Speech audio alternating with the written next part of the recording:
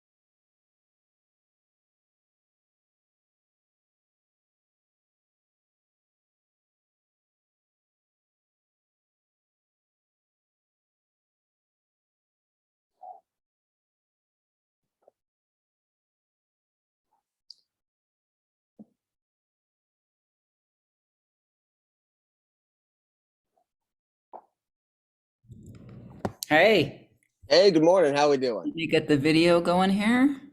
All right, yeah. And I think we're recording. There we are. Yes, Okay. we're recording. Yeah, it Excellent. said that when I Excellent. came in. Yeah, it said video Perfect. recording in progress. So yeah. Fabulous. Excellent. Well, good to see you again. Yeah, same. Outstanding. Do you have any questions before we get started, or shall we just jump on in? I'm good. You go for it. Splendid. All right. So we'll put a quick moment of silence so that I can see the dip in the audio, and then I'll do a little intro spiel and we'll get going. All right. All right. And your professional name is Dr. Mary Beth Janke? It is. All right. Excellent. Okay. But you can call me Mary Beth. You don't have to call me doctor during this podcast. That would be silly. Okay, fair enough. I did our recording in my calendar has been a doctor's appointment. I know two people with PhDs, and it's always a doctor appointment, even if I'm just having beers with them. That's hilarious. Okay. All right. All right. Hello, everybody, and welcome back to Safest Family on the Block, where knowledge is power. I'm your host, Jason, and joining me today is Dr. Mary Beth Janke. Hello. Hi. Thank you so much for joining us. Now, folks, Mary Beth has a very interesting, possibly unique background in the safety sphere. And I think I'd like to start with could you share a little bit about your story? Sure. Currently, my work is as a forensic and clinical psychologist, but that was after a career as a federal agent. I was a United States Secret Service agent many moons ago under George Bush Sr. And that career did not last long, and you'd have to read my book and find out why. But then I went into the private sector of international executive protection and private investigation. So it was really a lot of different missions and some not so safe places of the world, and then sort of littered in between with some really interesting private investigations. And then like in between, like 10 years out of undergrad, I kind of got a little bit, I just use the term burned out, although there's a little bit more to the story. And I went back and got my master's in forensic psychology at Janke College in New York City. And then 10 years after that, I started my doctorate, and I earned that just 10 years ago. So I've had an unusual career path as far as, not, a lot of people do a lot of their education directly after undergrad, or not quite so late. I was 43 when I started my doctorate. Yeah. It's a very interesting second act.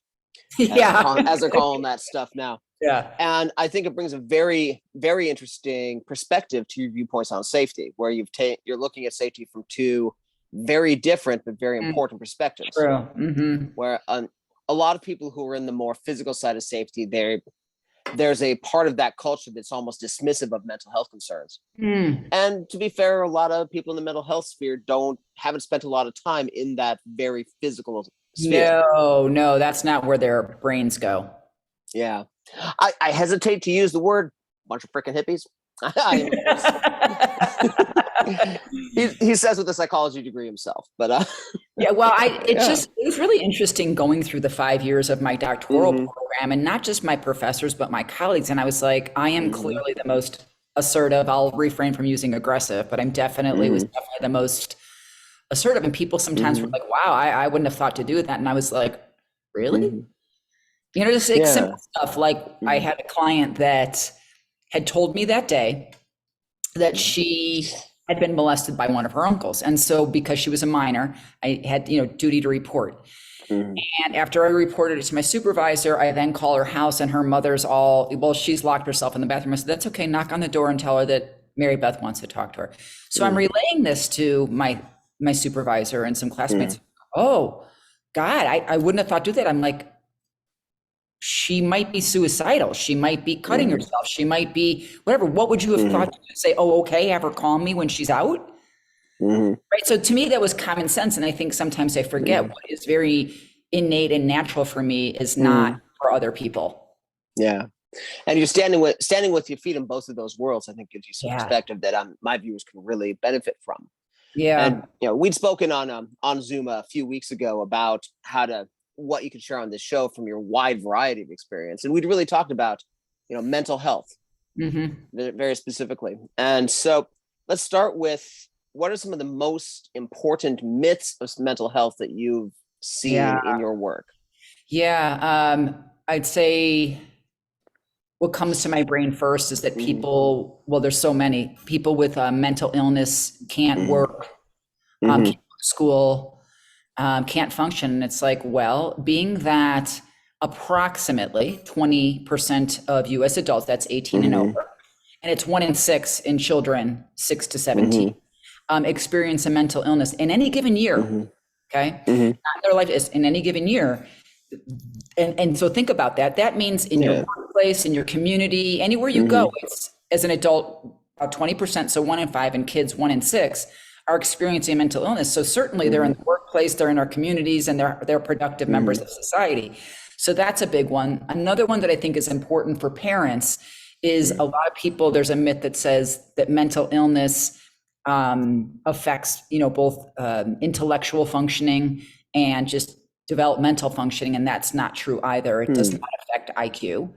There are other ones like, like people that have substance use disorders, people that are addicted. It's like, oh, why don't they just stop?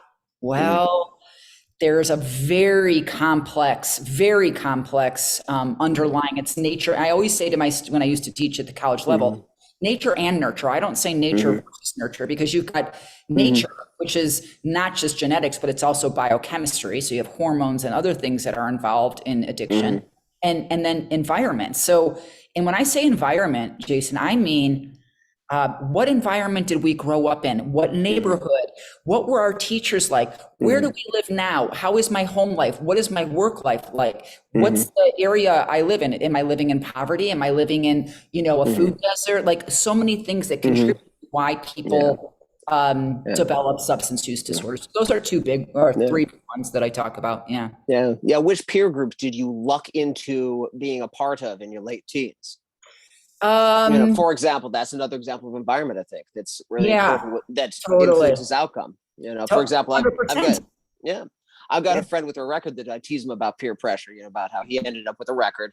And because of the peer group that I lucked into, when I gave into peer pressure in my 20s, I ended up doing triathlons. I will argue that mine was more painful, but he has a different opinion. Just the luck of which friend sits next to you in the cafeteria.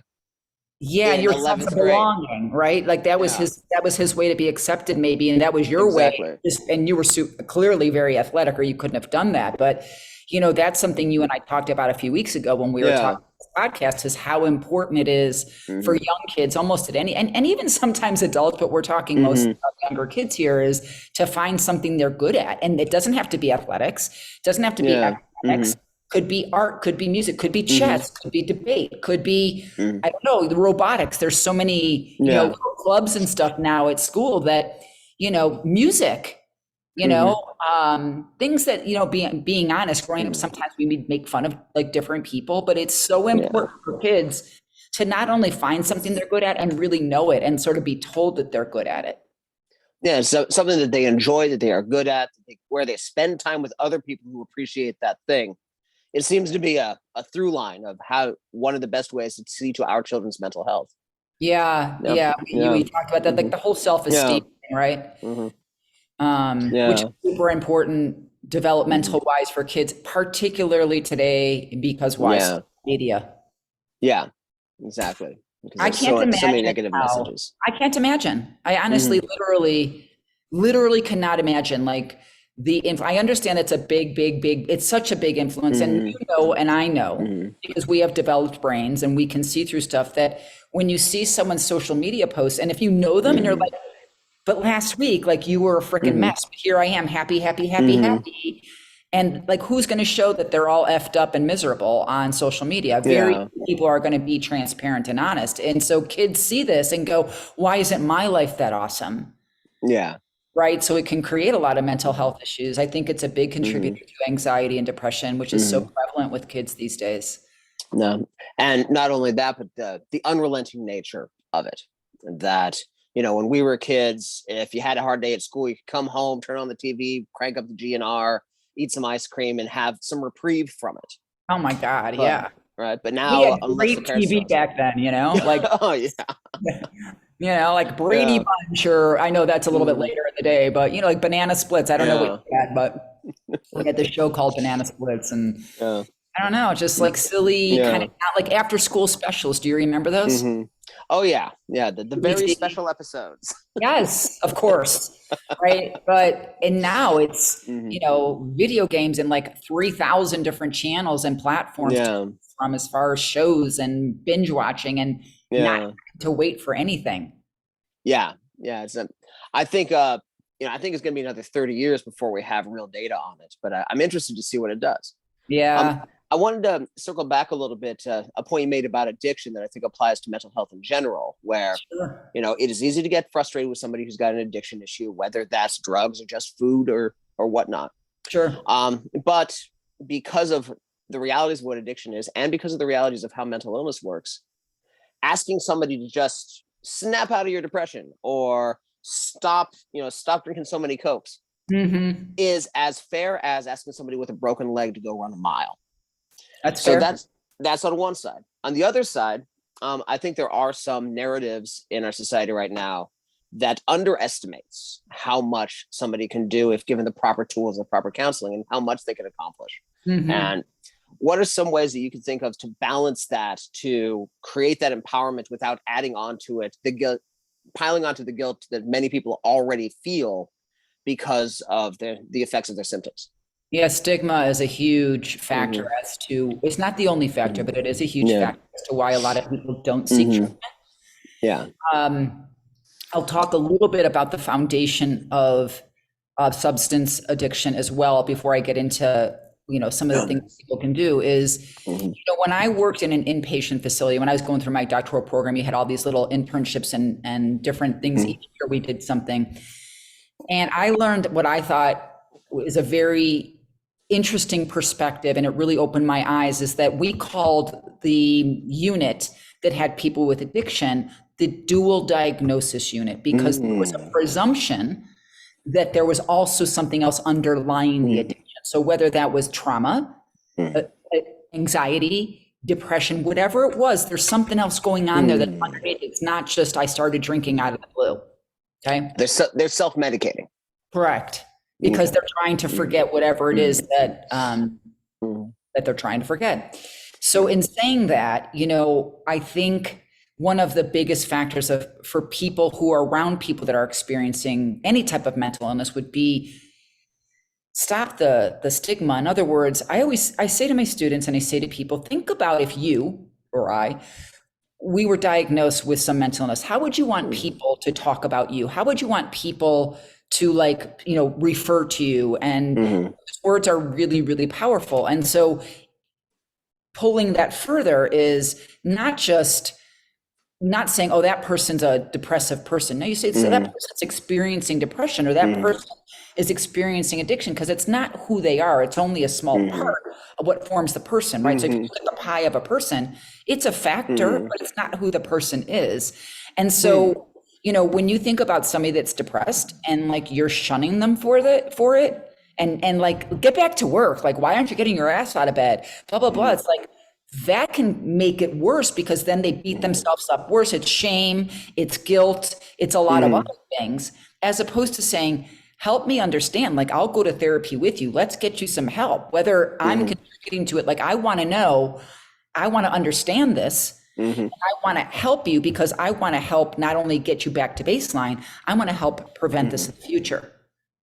And that's true also, sorry, for triggers with substance abuse or trauma. There's a lot of triggers that we don't realize. Going to therapy can help you realize them. Yeah. No, that's I'd never considered from that perspective before, but that's like, if I was laying up with a broken leg, people aren't going to be wandering around saying, oh, he's a broken leg dude, defining me by the broken leg. Right? Yeah. That's not the definition, but with mental illness, we often do that exact thing. Oh, he's bipolar. He's she's ADHD. She's a schizophrenic. And it's like, that's not, and people use that oftentimes as oh, that's just my ADHD. You're like, is it? And even if it is, don't do the same thing to yourself. Don't identify yourself as your disorder. I had another thought, but I'm not remembering. It comes back to me. That's a really interesting insight, that with mental illness, we use their diagnosis as a noun, where with physical illness or injury, we use it as an adjective. Yeah. And I think there's a little light bulb just out of frame here about that. And you touched on another point that I think is important, about, and I want to have as little judgmentalness in my phrasing as possible. So I'm going to be a little careful, where when you have the person, oh, that's my ADHD. When there's somebody you care about, a child, a teen, a young adult, a spouse, what have you, that's got a diagnosis, I've noticed that there's often maybe not two choices, but a spectrum of choices with two extremes. And on the one side, you take that diagnosis and you use that diagnosis as a tool to help you get the things done that you need to get done. And on the other side are the folks who say, oh, that's just my ADHD, that's just my fill in the blank, and you use it as an excuse to not do the things you need to get done. And again, I do not suffer from major mental illness. I try not to judge people if I haven't successfully done the thing they're screwing up. So I want to maybe not be as judgmental as that feels like, but what are some of the best? It's true, but it's true, right? Yeah. What are some of the best ways to steer people towards that? Here's the diagnosis. Here's what we know about the diagnosis. Here are the medications, the therapies, the changes in state, changes in context that the data shows us can help with those symptoms. Just like, again, with a broken leg, hey, you got a broken leg, you need to get to work. Here is a crutch. Here is some Vicodin.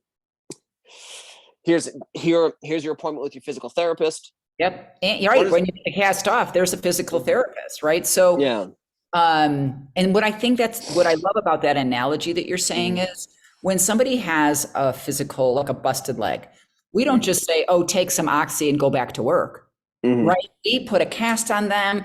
Then when the cast comes, and then we have some follow-up appointments. When the cast comes off, then they go to PT. And this is one of my biggest teaching points that I say to them, I know you're going to hear this like 12 times throughout the semester, is if you are taking medication, I'm not a huge medication pusher.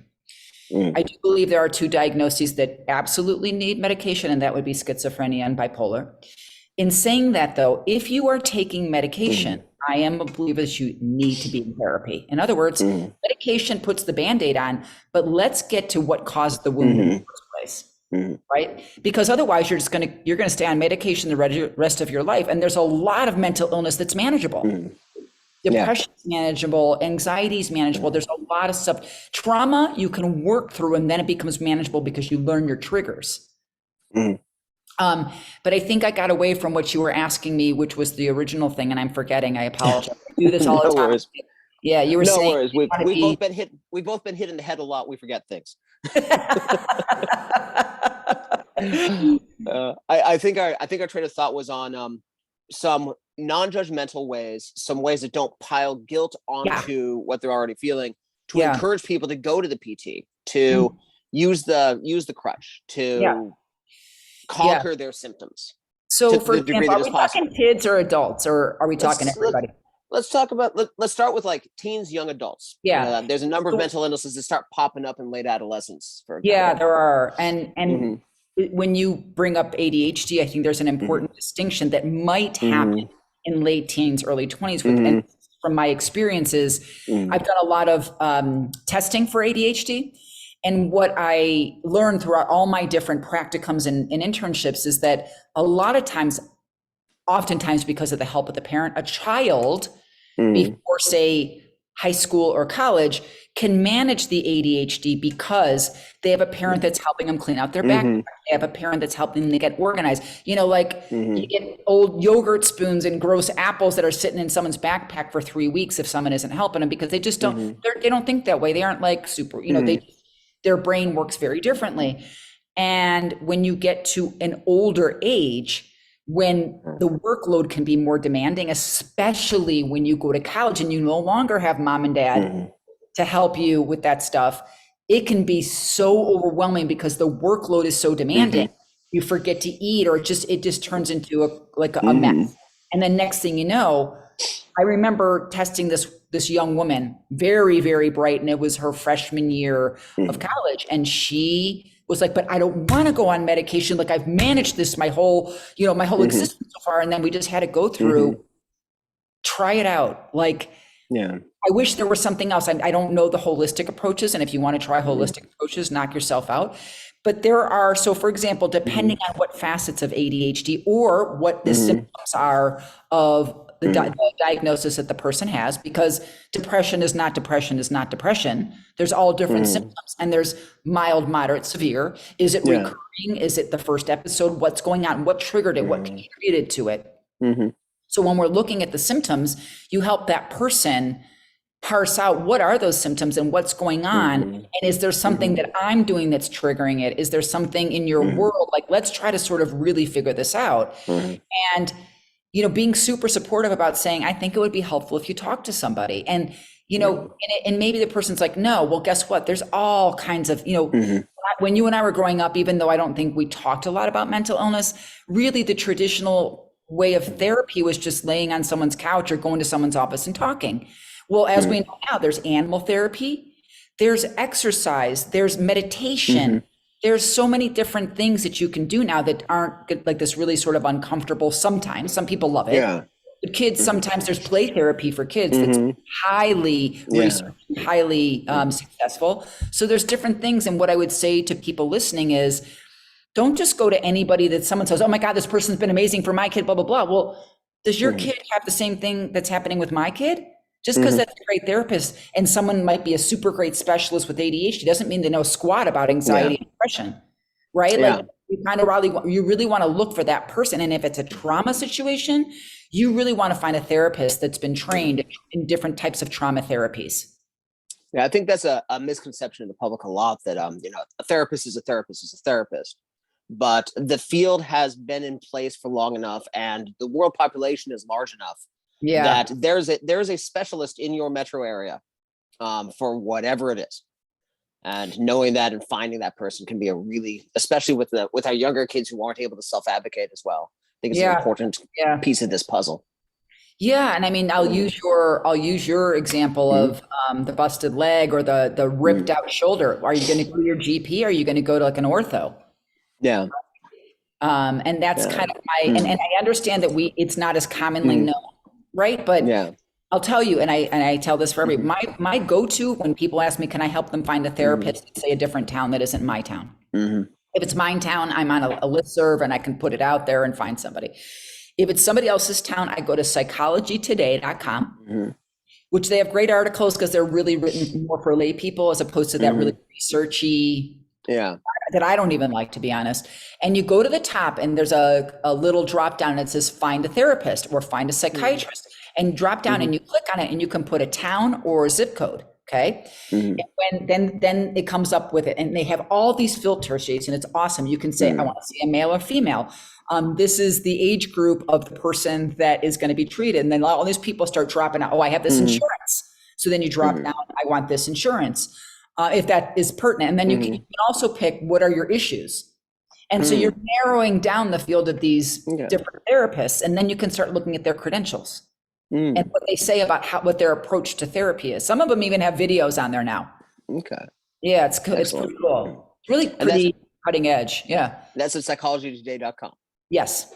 Excellent. Yeah. That's a great resource. It is a great resource. Yeah. Yeah. And a lot of families work with they have an HMO or some other thing where it might be a little bit of a journey, a little bit of a process to get access to those folks, but sure, the law is on your side. So it might take a little bit of work, but when I was advocating for my youngest, and I had the person we were assigned to saying, I don't know what to do about this. I just had to, so why am I not in the room with somebody who knows what to do? Yeah. And you can use that if you have to, but you find the name and then you find the process with your health insurance provider, because insurance coverage of mental health treatment is 15-20 years behind where it should be. Yeah. Again, they were stigmatizing, well, because they don't want to pay out, but now I think it's sort of similar to, say, like chiropractic. It used to be considered like craft, right? Yeah. And I'm just going to add one more thing to what we were talking about. What else can people do? I think a lot of people underestimate the power of reaching out to somebody and being there for them. Not saying, how's therapy going? What are you talking about? Blah, blah, blah. Is the medication working? But because then it's just like this constant barrage of reminder. It's just how you doing? Just checking in with you. Because when you talk risk factors and protective factors for mental illness, lack of relationships is a risk factor, and having solid relationships is a protective factor for not developing mental illness or recovering more quickly. Because think about somebody who's depressed. Yeah. See, I just said it. Think about somebody who's experiencing depression. Yeah. What do? They start withdrawing because they just feel like garbage. They feel embarrassed sometimes. They feel whatever. So they little by little start withdrawing, and they're cutting off the relationships. Yeah. So, if you recognize that as a loved one, as a friend, as a neighbor, as, I don't know, a committee member, whatever, you just reach out every so often, even if it's a text, now everything's text. Leave them a phone message. They might not answer because they don't feel like it, but you never know what that can do from somebody that's experiencing like really different levels of symptoms, but experiencing symptoms. Yeah. And you touched on, I think, an important point about that, where if every time people reach out to them is, hey, how are you doing with the symptoms of your blank? Are you feeling sad today? Did you get to your therapy? If everybody in their life is doing that all the time, we're right back to their diagnosis being a noun instead of an adjective. We're treating them as that guy with schizophrenia. Yep. Where if instead the phone calls, hey, you want to have a beer, or hey, did you see the fights last night? Yeah. Or whatever it is, or texting. Texting is wonderful as a parent as well. I've got a 22-year-old who's out in the world doing his thing, but I try to, send him a meme or just check in with him every couple of days. Doesn't mean he's got to be on the phone with his old man for half an hour or whatever. He's got a life. Yeah. But we can do the same thing with our friends a lot more, I think. Amen. Yeah. Gosh, I had another, again, this happens to me all the time. These thoughts, they just go, we're talking about this and I just stay focused. It'll come back to me. Excellent. So let's shift gears a little to younger kids. There are mental illnesses that do pop up in puberty and in the early 20s, but there's also ADD, autism spectrum, etc. Although that there's some movements to maybe not classify that as a mental illness, but it's a non-neurotypical challenge that is fairly common in some cases with the younger kids. What are some of the things that what are some of the big differences between helping a child handle that versus helping a teen or a young adult? Yeah. So a child really, remember a lot of this has to do with brain development, meaning not that their brains are developing differently. This was all of us. We all had developmental stages, right? And our brains all develop at a different pace, but at, say 4 to 14, the brain is in a different place than, say, a teen, early 20s, where they don't really understand what's happening. They don't understand they're having some social issues. They don't understand that what they're doing is not socially, normed.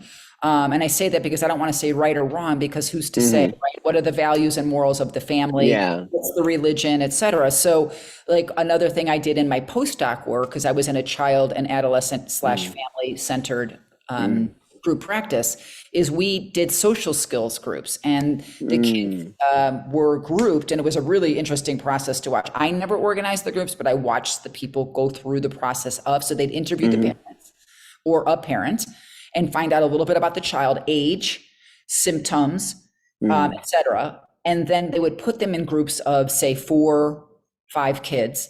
And it was a social skills group that met once a week. And so that was super helpful. So we did have groups for kids with ADHD. We did have groups for kids that were on the autism spectrum. And one thing I was just going to add to what you said about there's some talk about taking the autism spectrum away from, being a mental illness, is there's some things that are in the Diagnostic and Statistical Manual, which is a big book, which is my Bible for understanding mental illness. And there's over 300 diagnosable mental illnesses, by the way. Some people say, well, why is Alzheimer's in there?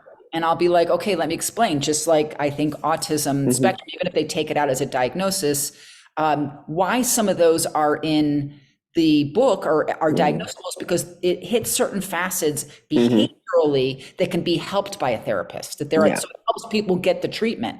Having a diagnosis helps people get the treatment paid for by insurance. Yeah. Yeah. And So I it feel might like suck they have the diagnosis, but that diagnosis will justify you not having to pay out of pocket. Yeah, and as a parent navigating the school system, if you can get a diagnosis for your kid, if you get your kid identified as special needs, Get the service. they get, I think it's 2.5 times the federal dollars Wow. for your kid. The school I does. didn't know that. Okay. Yeah. So there are some tactical advantages to that as well. Yeah. And I think the point you're making is really, really important, that the reason that people want to remove autism spectrum or Alzheimer's from the aegis of mental health diagnosis is because of the stigma. Yes. So the long-term solution is to get rid of the stigma. Where I think what they want to do, that movement has some intelligence behind it, but we're treating a symptom, not the disease. That the disease is the stigma that is overriding mental illness and mental illness diagnostics. Yeah. So interesting. Yeah. So with the kids in school, those younger kids, there's, as you say, there's 2 things going on. There's aneurotypicality, and their brain is still developing, and they might not yet have the executive function to not do this thing that is annoying their 2nd grade teacher. Yes. Yeah. And the executive function, that's another area, again, depending on, every kid with ADHD is not the same. There's a reason why it's called ADHD. In other words, when you and I were growing up, it was ADD. So they called it attention deficit disorder. And lots of people still say that, by the way. And I was just the other night, we had some friends over, and they were talking about one of their kids, and who's either out of college, high school, or entering high school. And they're like, no, he doesn't have the H part. He has ADHD. I know, but it's all part of the same diagnosis. It's ADHD.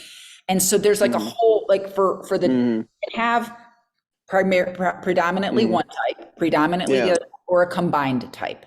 Yeah. And so depending, just like any other diagnosis, what are your symptoms? It's not like, oh, depression. Oh, here's your treatment. Oh, no, it's what symptoms. We treat symptoms, not a diagnosis. Yeah. So the executive functions that you were talking about is fairly common with kids or adults with attention deficit hyperactivity disorder. And there are some really good, what they call executive function coaching. And a lot of people do that in the summer because they try to find time during the school year, but it's like that organization, the planning, the judgment, the just ability to kind of, multitask, which may never happen, or learning how, I don't know if, you probably know this, but a lot of kids with ADHD have trouble with transition. Yeah. So they get somebody in school that will say to them, oh, Mary Beth, a math class is going to end in 5 minutes, honey. You're going to need to start thinking about packing up your backpack so that I don't start freaking out when class is over and it gets loud and I get, a little bit overwhelmed. It's like, oh yeah, she told me. And then there's my back, so they really help them through that. So those executive functions are typically a big part of the ADHD, which as a parent, you as a parent, you have to be on top of, I don't care if your kid is neurotypical or not neurotypical. You've got to be on top of kids, period. They're developing. They don't know. They have so much going on.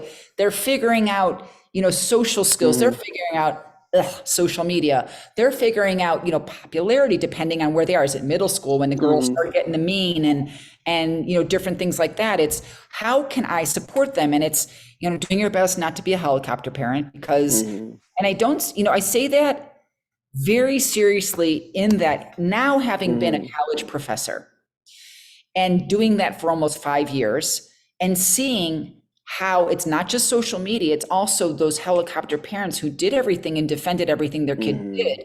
And now they're off in a foreign city, sometimes a foreign country, and they don't have mom and dad to come to their defense and do everything for them. And that can create anxiety and spiral into depression.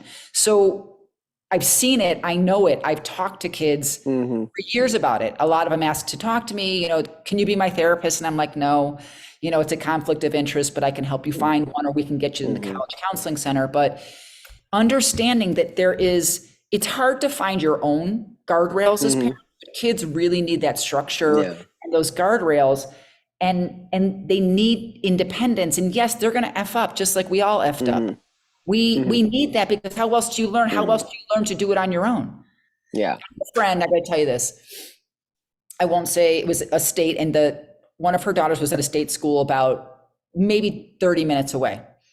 And one day the daughter calls freshman year, Mom, I this bill needs to be paid, blah, blah, blah. And she goes, okay, well, you have a checkbook. She's like, can't you just come and, pay it for me? And I looked at this woman, I was like, what the heck? Like, how is that possible that this young child who is a young adult, because she's not a child anymore, in college, not knowing how to write a check and go pay her own bill? I know for a fact that my friend just did everything. She does everything for her husband too. So it's that style of when you realize long term, it seems great in the moment because you're so great and you're doing everything for your family, but you're not doing, you're doing a disservice to your child by doing everything for them. We all need to fail. We need to feel frustration. We need to not make a tennis team or a football team because we need to know that you got to work harder, that there's value in working and work ethic matters, not just everybody makes the team. I don't understand that. Yeah. So, and that's, with the children, I think that transition issue that a lot of children with ADHD have is a really good example where at some point they need us to, hey buddy, and we're going to be moving from watching TV to cooking dinner in 15 minutes. Be aware of that. What do you need to do in the next 15 minutes so that works?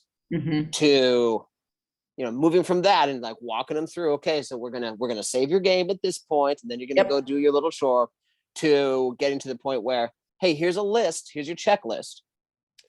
And working our way to, oi, dinner in 15. Yeah. Right. And doing that, moving from step to step in a way that prepares them as they become more independent, spend more time alone, but also gives them the training wheels, the guardrails, what they need when they still need it. Yeah. It's like, some people I think end up feeling sorry for, say, a kid and they like just overindulge and that makes it worse because they aren't going to, and that's true for whether it's neurotypical, neurotypical. And so, and with a side order too of it is, until a certain age, it is easier and less time consuming to do it for them than to teach them how. And especially in large families with busy parents, that is a factor in this.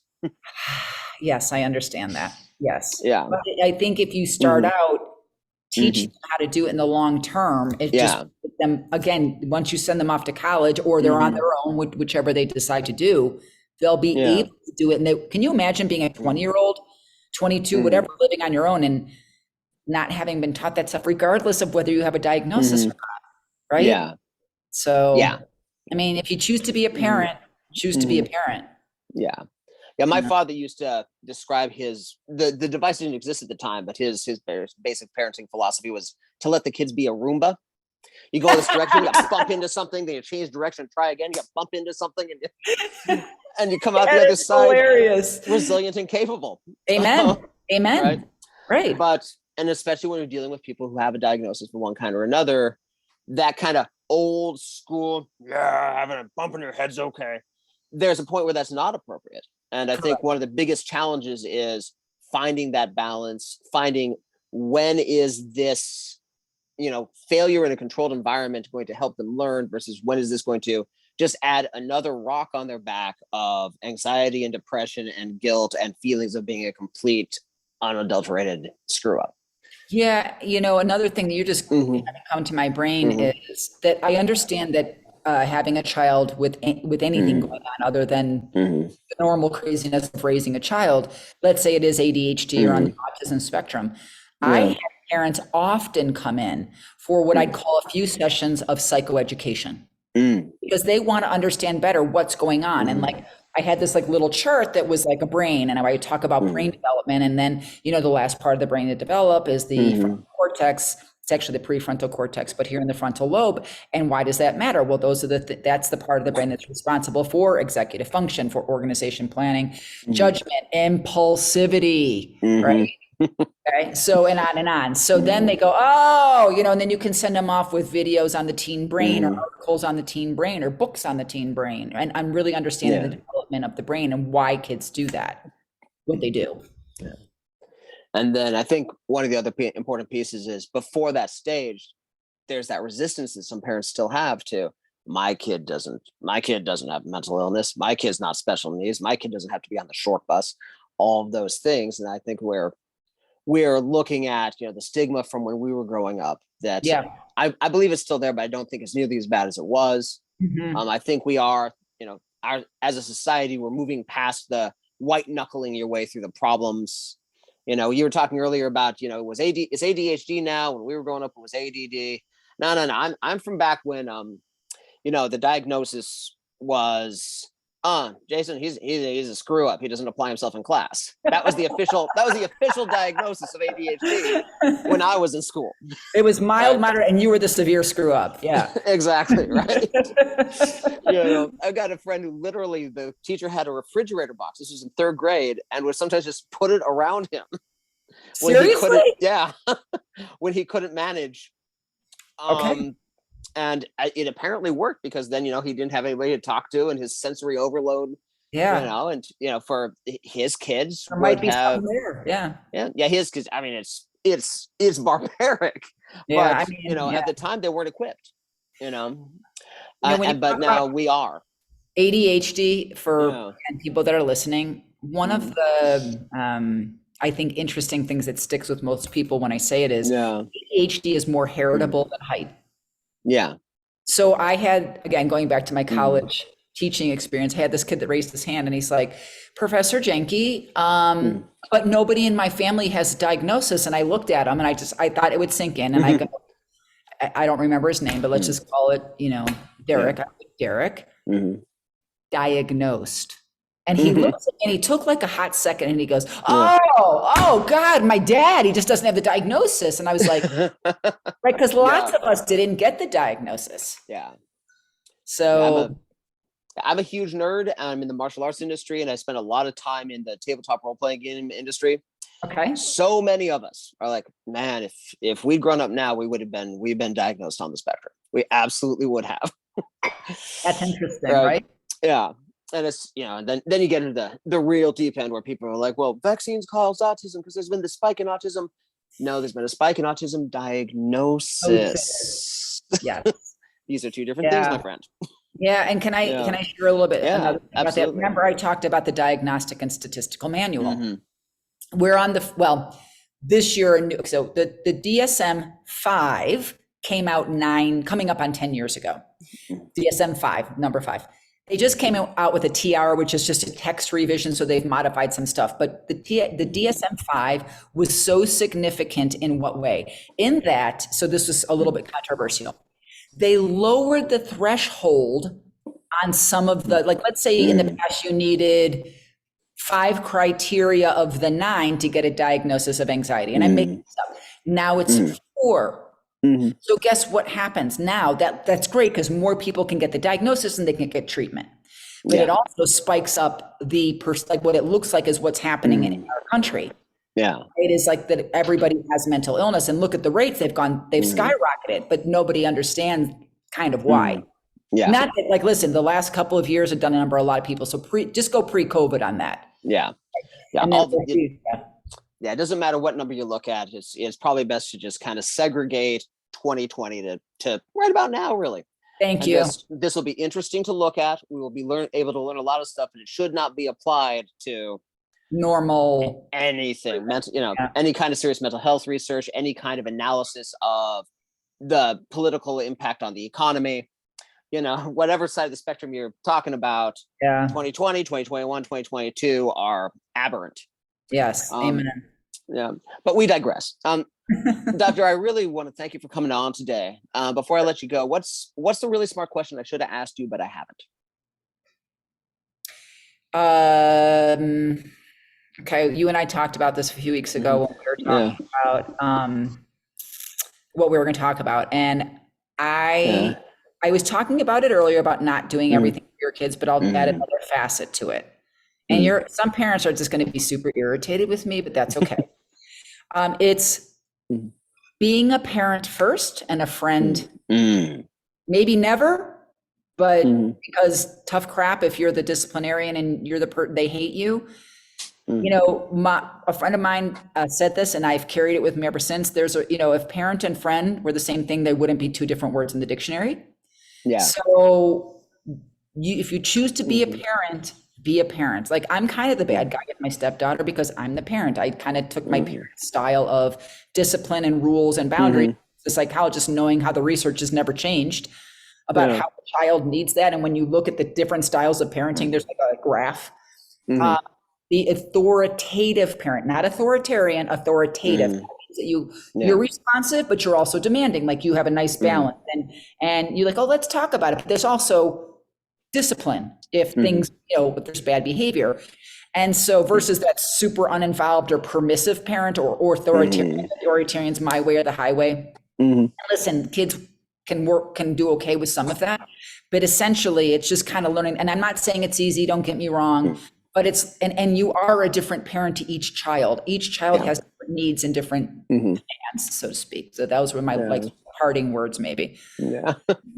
That last one, especially, I had a quick personal story from last night. My 22-year-old's here for a little bit between apartments. He grossly underestimated how long it would take to get a new place when his lease expired. So he's hanging out. And we took our youngest to a play last night, got home like 11:30. And so I call his middle school and I said, hey, he's going to be late tomorrow.